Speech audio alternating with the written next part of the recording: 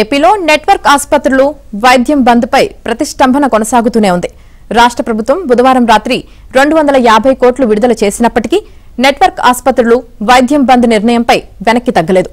2 రోజుల నుంచి AP speciality hospitals association తీవ్రంగా ఒత్తిడి చేయడంతో ఆసుపత్రులన్నిటిలో వైద్య సేవలు నిలిచిపోయాయి.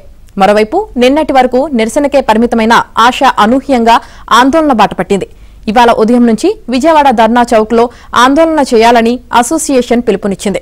దీంతో రాష్ట్ర వ్యాప్తంగా ఉన్న నెట్వర్క్ ఆసుపత్రుల యాజమాన్యాలు విజయవాడ చేరుకొని ఆందోళనలో పాల్గొననున్నాయి.